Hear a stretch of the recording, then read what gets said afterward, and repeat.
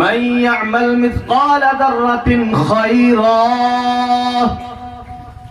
কোন বান্দা যদি সরিষা পরিমাণ কোন ভালাই করে, খায়রের কোন কাম করে, নেক আমল যদি করে, আল্লাহ বলেন ইয়ারাহু, ওই দিন ওই পাল্লায় ওই সরিষা পরিমাণ নেকিটাকেও দেখা যাবে।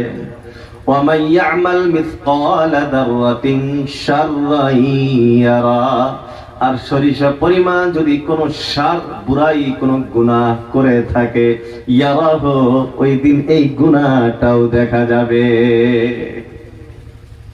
মুহাম্মাদুর রাসূলুল্লাহ সাল্লাল্লাহু আলাইহি ওয়াসাল্লামের দোয়া কোনদিন রদ হবে না, ঠিক কিনা? তো আমি আপনি কাজটা করব তো ইনশাআল্লাহ। আমরা হাদিস শুনি, হাদিসটা মুখস্থ করার চেষ্টা করি।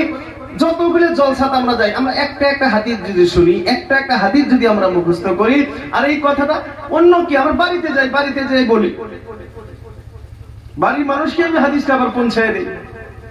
এই কাজ যদি আমরা করতে পারি, আল্লাহ রাসূলের দোয়া, আল্লাহ রাসূল দোয়া করছেন, আল্লাহ ওই বান্দাকে তুমি সুস্থ রাখিও, তরতাজা রাখিও। বোঝা গেল আমল যদি করা যায়, আল্লাহ রাব্বুল আলামিন আমাকে আপনাকে সুস্থ রাখবেন, বেমার আজার থেকে আমাকে শিফা দিবেন, হেফাজতে রাখবেন, অভাব অনটন থেকে আমাকে দূরে। মোট কথা, পৃথিবীতে কোন ধরনের টেনশন আমার জীবনে আসবে না। এখানে এটা আর অল্প বুঝাইতেই, এই যে মেলা অনেক মানুষ আছে দুনিয়াতে, হুজুর করে দেখলে অল্প ইয়ে হয়, হ্যাঁ হুজুররাকে এত ভালোভাবে চলে, হুজুর করে ভূগোল দেখলে হারে আতরের বাসনা কয়, হুজুররা এত সুন্দর ভাবে চলে, হ্যাঁ এর ধর্ম হয় প্রায় 5,000, এত কাপড় ইস্ত্রি দেওয়া কাপড়। এটা আসলে তো রাসূলুল্লাহর দোয়ার কারণে।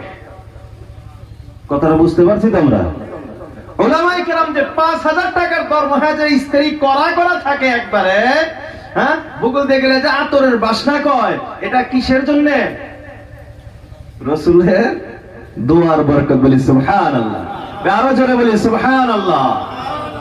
আমি আপনিও যদি এই কাজ করি, এই কাজ এই কর্ম যদি আমিও করি, হাদিস শুনি, মুখস্থ করি, সংরক্ষণ করি, আর হাদিস অপর ভাইকে যদি আমি পৌঁছিয়ে দেই, যেটা শুনলাম সেটা আরেকজনকে জানিয়ে দিলাম, পৌঁছিয়ে দিলাম, এই কাজ যদি আমি আপনিও করতে পারি, এই দোয়া আমার জন্যও লাগবে, আমিও ইনশাআল্লাহ সুস্থ এবং তরতাজা হয়ে যাব। বলি সুবহানাল্লাহ। তো সবাই করব তো ইনশাআল্লাহ, সবাই করব তো ইনশাআল্লাহ। খারাপ লাগতেছে তাহলে ইনশাআল্লাহ কবরছেন না যে না নিয়ত করে আইছেন না হাদিস মুখস্থ করে কি হবো, এটা ভাবতেছেন মনে মনে? মুখস্থ করার দরকার আছে না নাই? মুখস্থ না করলে আপনি শিখবেন কোথায় থেকে, আপনি আমল করবেন কোথায় থেকে? যখন শেখা হবো, মুখস্থ করা হবো, তখন না আমলে আসবে। এই জন্য হাদিস মুখস্থ করা, হাদিস শোনা, এটা বহুত বড় ফজিলত। এই জন্য আমরা উলামায়ে কেরাম যারা আছি, আমাদেরও কর্তব্য আমরা হাদিস বেশি বেশি মুখস্থ করা এবং হাদিস মানুষকে পৌঁছানো। যারা আমরা দিনই কথা আলোচনা রাখি, যারা এই মঞ্চে বসি, উঠি, এই চেয়ারে বসি, আমাদের দরকার আমরা বেশি বেশি করে হাদিস মুখস্থ করব, বেশি বেশি মানুষকে হাদিস শোনাবো। তাহলে কি হবে? আল্লাহ আমাদেরকে তরতাজা রাখবে, কোনো টেনশন আমার জীবনে আসবে না।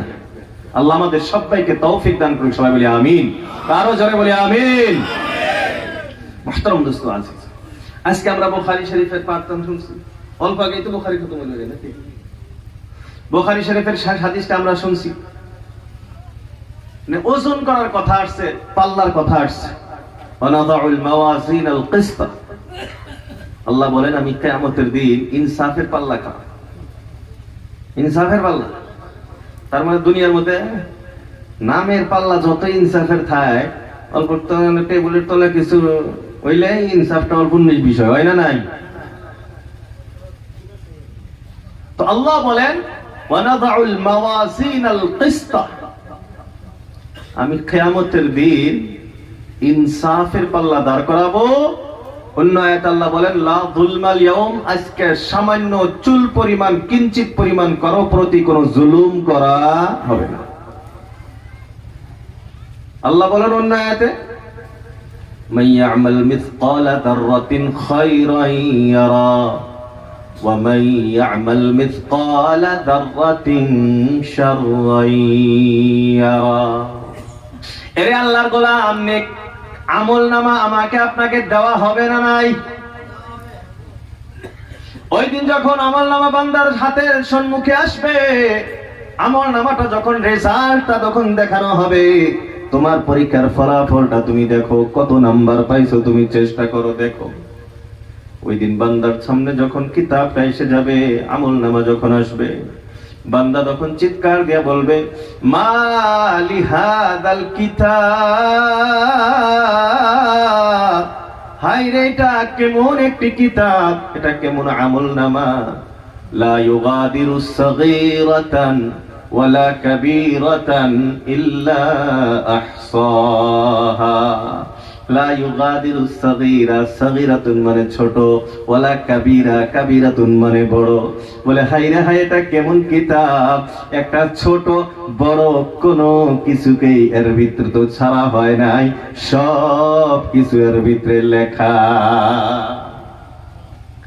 লা ইউগাদিরু সাগীরাতান ওয়ালা কাবীরাতান ইল্লা আহসাহা, সব কিছু হিসাব করা হয়েছে। এরা আল্লাহর গোলাম, আমি আপনি চিন্তা করি, আমার জীবনে কথা বললাম, গুনাহ করলাম, এইসব কেমনে মাপবো? কথা ওজন করা যায় কি যায় না? আগের যুগে যখন সাহাবাদের যুগে কোরআন বোঝাটা যদিও অসুবিধা ছিল, কিন্তু বর্তমান যুগে তো আর এইসব বোঝার কোনো কিছু মানে অসুবিধা নাই। আমি কথা বলি, কথা কত জোর বলতেছি, কত আস্তে বলতেছি, এটাও মাপ দেওয়া যায়, যায় কি যায় না? বাতাস কত স্পিড চলে, যে বাতাস দেখা যায় না সেটাও মাপা যায়, যায় না নাই? এই যে বর্তমান ঠান্ডা, কত পরিমাণ ঠান্ডা আছে, ঠান্ডা তো দেখা যায় না, ঠান্ডাও মাপ দেওয়া যায়, যায় কি যায় না? গরম কতটুকু আছে, গরমটা মাপ দেওয়া যায়, যায় কি যায় না? এরা আমার শরীরে জ্বর আসছে, জ্বরটা কতটুকু উঠছে, এটাও মাপ দেওয়া যায়, যায় কি যায় না?